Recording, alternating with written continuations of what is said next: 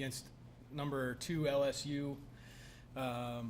We knew we were going to be in a battle, going up against really good pitching, very tough hitters, and our team played great.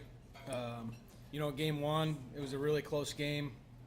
It was just a hit here and there.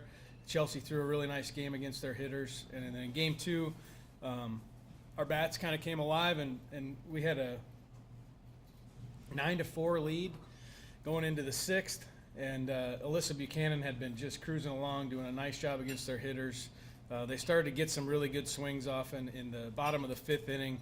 There was 3 line drive outs that we had to make, and she had just traditionally all year long, that was kind of her end. That was where she started to have her struggles. So we made the decision, or I made a decision to put a new pitcher in the next inning, and Missouri took advantage of us and came back and beat us 10-9.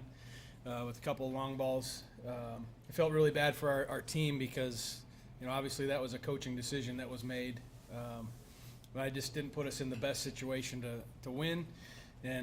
But they played great. It was great to see us compete at that level against that kind of a team in that kind of an environment. Set us up really good for this weekend, and I think we played really well on Saturday against Indiana State.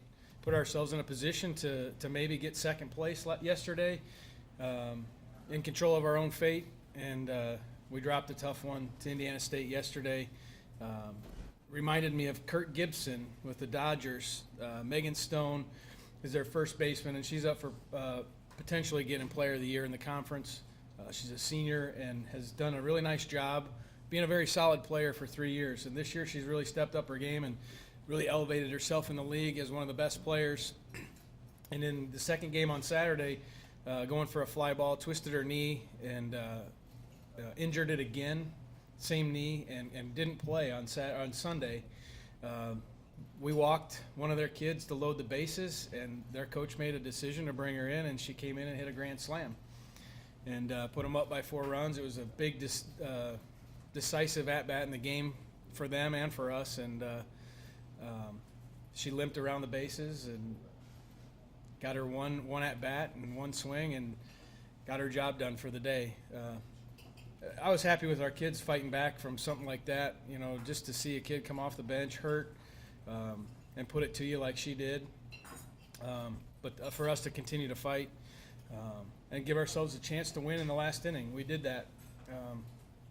We just weren't able to come through, and luckily enough, Wichita State dropped their last game of the season to Loyola, which solidified us in the 3rd seed of the tournament, which I think sets us up well going into this weekend. You got to win 3 games, 1 a day. Don't have to play extra games in a day, which sets us up well pitching wise. And I think right now we're hitting our peak offensively. We've gone from hitting about 225 as a team to getting ourselves up to the 260 range as a team. I think it shows our potential and where we should be at a little bit more than where we've been most of the year.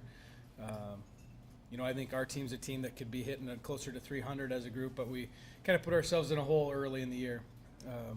But really excited about where we're at. We traditionally play well the weekend after finals, so they're in class taking finals today, tomorrow, and Wednesday morning, and we'll get on the bus and head to Wichita and see what we can do. Any questions? What are you expecting how much are you expecting to the tournament? Both of the teams that we could potentially face in Illinois State and Bradley both took series from us this year.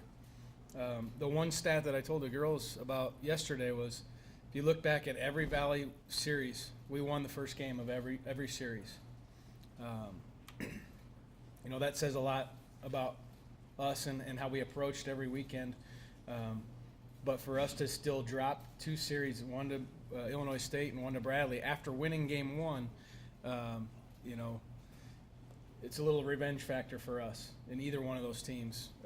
We want to show better against them, and hopefully we can use that to our advantage.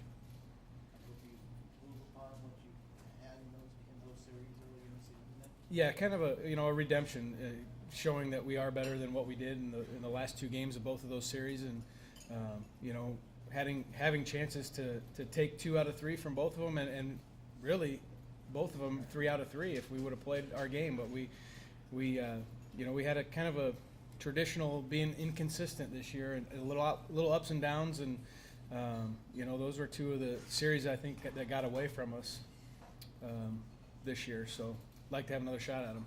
Were you convincing your girls to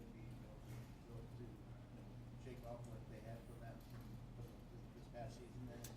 Yeah, we kind of split up the year into 4 different seasons. We've got our fall season where we're doing a lot of teaching and a lot of evaluating, and our off season kind of measuring mental toughness and physical toughness, and then you got your regular season, which is a grind, which is a measure of consistency and sticking to your approach and sticking to your process and trusting in what you've done up to that point, and then you race the board again, and now you got the postseason, which the biggest thing that matters at this point is your heart and how much desire you have and how much pride you have in what you do and the people around you.